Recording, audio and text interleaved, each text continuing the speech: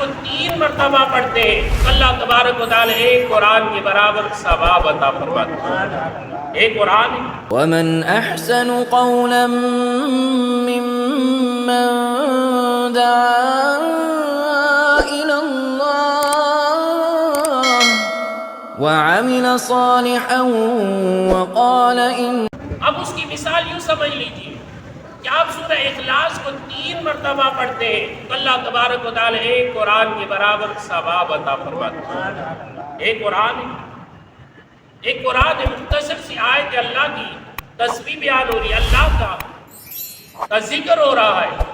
اور پھر فرمایا گیا اس سے پہلی والی سورہ تبت یدا ابی لہب وتب، یہ بھی قرآن کا حصہ ہے، لیکن فرمایا اسے کتنی بار بھی آپ پڑھ لو، فرمایا تمہیں قرآن کے برابر ثواب نہیں ملے.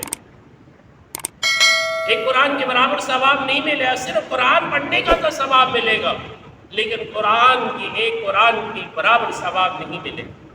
کیوں؟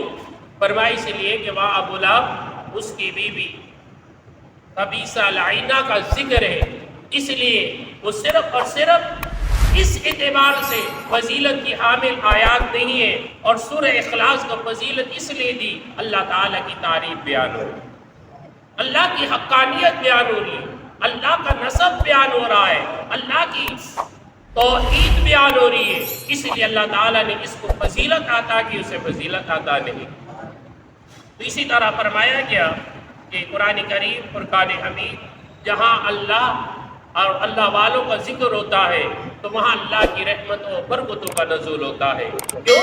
انہوں نے اپنے آپ کو اللہ تعالیٰ کے لیے خاص کر لیا، اپنے آپ کو اللہ کی کلام کے لیے، اللہ کے لیے اپنے آپ کو خالص کر لیا، اور اس معاملے میں وہ مخلص ہونے کی وجہ سے اللہ تعالیٰ نے فضیلتیں اور برکتیں عطا کرتا ہے.